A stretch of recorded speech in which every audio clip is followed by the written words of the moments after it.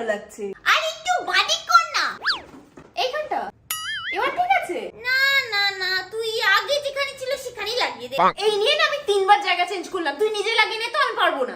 যখন আমি তোর মতো লম্বা হয়ে যাব না, আমিও তোকে আর ডাকবো না। তুই ডাকলেও আমি আর আসবো না, বাজে মেয়ে একটা। না না না না, আজকে আমাকে কোনো বাজে কথা বলা যাবে না। সকালবেলায় তুই আমার হাতে হাত রেখে প্রমিস করেছিলি ভদ্রলোকের এক কথা। ওর বাবা, আমার চশমাটা কোথায় গেল? এটা কি হলো? কিছু বলবো না বলেছিলাম, মারবো না তো আর বলিনি। দিদি, এটা কিন্তু চিটিং করলি তুই। চিটিং? আমার মতন একটা নিষ্পাপ শিশুকে তুই জন্মদিনের দিন মারলি? তুই জন্মেই তো আমার জীবনটা শেষ করে দিলি রে। আমায় কিছু বলবি না, জানা মা বাবাকে গিয়ে বল। এই, তোরা মারপিট করছিস কেন? দিদি বলছে তুমি আমাকে জন্ম দিয়েছোটা কেন? আমিও সেটা মাঝে মাঝে ভাবি। তুমি এরকম বলতে পারলে? মা দেখো, বোন আজকে আমাকে প্রচন্ড জ্বালাতন করছে। আমি কিন্তু এই বেলুন নিয়ে আর বেশিক্ষণ দাঁড়িয়ে থাকবো না। 6টা বাজে, আমিও তো রেডি হবো। বলো, তুই আবার কি রেডি হবি? ওই তো মুখ এমন করছে যেন আজকে ওর জন্মদিন। হ্যাঁ, তোকেই তো আজকে সবাই দেখতে আসছে, তো তোর মনে হয় না যে তোরই আগে রেডি হয়ে নেওয়া উচিত? এতক্ষণে তুই একটা কাজের কথা বললি, আমি যাই এক্ষুনি রেডি হয়ে আসছি। এই শাকচুন্নি, তুইও চলে আয়। আপদ বিদায় হয়েছে। সবসময় ছোট বোনটার পিছনে লাগিস কেন বলতো? ভালো লাগে, ছোটবেলা থেকে ওই একটা খেলনাই তোমার সব থেকে প্রিয়। বোনটা কোনো খেলনা নয়, তুমি বুঝবে না, ও আমার খেলনাই।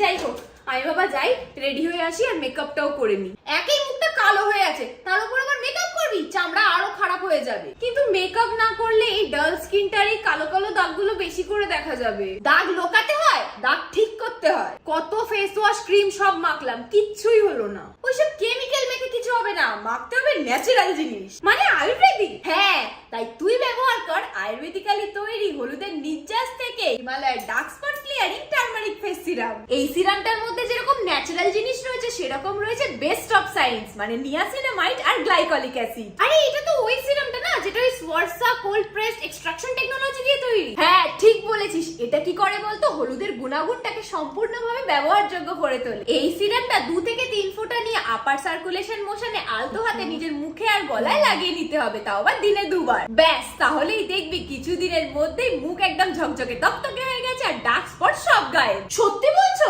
তাহলে আমি এক্ষুনি অর্ডার করছি। হ্যাঁ, কর না। এটা তো অ্যামাজন, ফ্লিপকার্ট, নাইকা, এমনকি হিমালয়ের নিজস্ব ওয়েবসাইটেও রয়েছে। আর আজ যদি তুই অর্ডার করিস তাহলে কিন্তু 30% অফও পাবি। লিংকটা আমি ডেসক্রিপশন বক্সে দিয়ে দিলাম। ঠিক আছে, আর মারপিট না করে ঝটপট রেডি হয়ে নে। কোথায় তোমরা সবাই? আমি কেক নিয়ে চলে এসেছি। হ্যাঁ গো, তুমি আজকে এলে কেন? একেবারে কালই আসতে পারতে।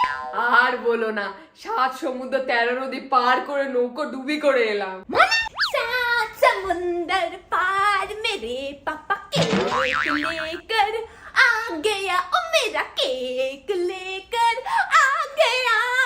जुल्मी तेरा बाप, ओ जुल्मी मेरे बाप के कपड़ों पे कीचड़ कैसे लग गया, कीचड़ कैसे लग गया।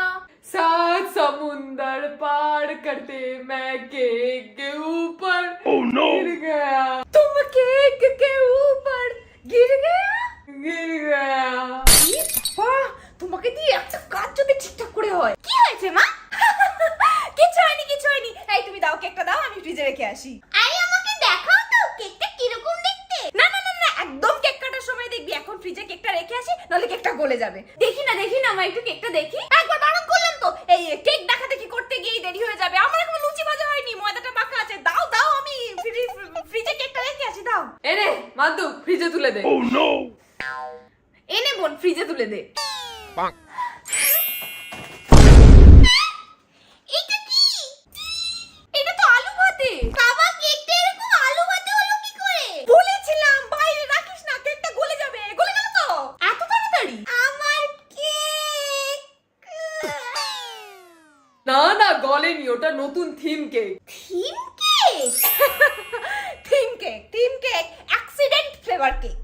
হ্যাঁ, এটা হলো ধস নামা কেক। খেয়ে দেখিস, এর মধ্যে বালি, মাটি, পাথরের ফ্লেভারও পাবি। তোমরা আমাকে বোকা বানাচ্ছ বলো? এই না না, সত্যি বলো তো বাবা, কেকটা ধস থিম হলো কি করে? রাস্তায় পা স্লিপ কেটে কেকের উপর ধপাস করে পড়ে গেছিলাম। তুমি আমার কেকের উপর পড়ে গেলে বাবা? তুই দে আমাকে ওটা, দে, আমি ঠিক করে দিচ্ছি, এক্ষুনি ঠিক হয়ে যাবে। দে। থাক, তোমরা যেরকম আমাকে গুল দিলে, আমি আমার বন্ধুদেরকে গুল দিয়ে দেবো। এটা ধস থিম কেক। তার থেকে ভালো চল কেউ আসার আগে আমরা কেকটা কেটে ফেলি, তাহলে কেউ বুঝবেই না যে কেকটা চটকে গেছিল। হ্যাঁ, আমরা না সবাইকে পিস পিস করে কেকটা দেবো, আর সবাই আসলে বলবো তোমরা লেট, তাই কেক কাটা হয়ে গেছে। জানো মা, আজকে এমনিতেও সবাই লেট, 8:45 বেজে গেছে, কেউ কিন্তু এখনো আসেনি। কি বাবা, তাই তো, আমার তো লুচিগুলোও ভাজা হয়নি এখনো। তোমার মাকে একটু সকাল সকাল আসতে বলেছিলাম যাতে তোমাকে একটু সাহায্য করতে পারে, তিনি কই? কই, তোমার মাকে তো সাহায্য করতে ডাকলে না? এই দুটো মেয়ে যখন হয়েছিল আমার মাই সব ঝক্কি পুইয়েছে, তোমার মা হ্যাঁ? তুমি সবসময় এত অশান্তি করো কেন গো? আমি অশান্তি করি? দিদা কি ভুলে গেল নাকি? হ্যাঁ, ভুলে যেতেই পারে, তোমার মা তো পিটার বাদে লিটার চিটার গিটার আমাকে সব নামে ডাকে। আরে বয়স হয়েছে। কই, তোমার নামটা তো বলে না। উফ, তোমরা থামবে, দিদাকে ফোনটা করো না মা। হ্যাঁ হ্যাঁ, এই তো করছি।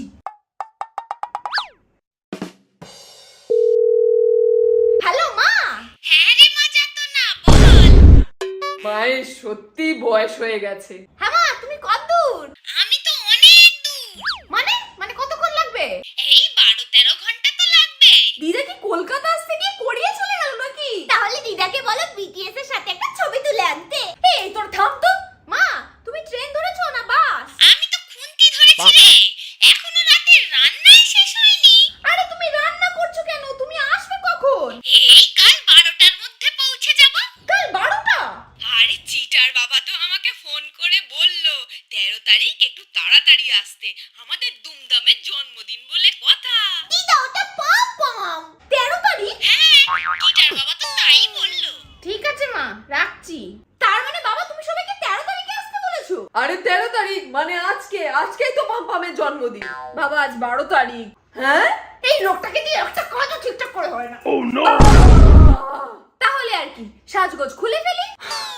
ভালো হয়েছে বাবা, আজকের এই চটকানো কেকটা কেউ দেখতে পেল না, কালকের তাহলে নতুন কেক আসবে। তাহলে কালকে সবাইকে বাসি খাওয়াবো? তুমি জানো বাসি, আমি জানি বাসি, খাবারগুলো কনসে জানে যে ওগুলো বাসি, কালকে ওগুলোই খাইয়ে দিও। হ্যাঁ, তুমি তো লুচিগুলোও ভাজনি, তাহলে বাসি হলো কি করে? আমার কিন্তু বাসি খাওয়াতে মন চাইছে না। তোর কি ভাগ্য রে বোন, 2 দিন ধরে তো জন্মদিন হবে। আজ হলো কই, আজ তো কেউ এলোই না।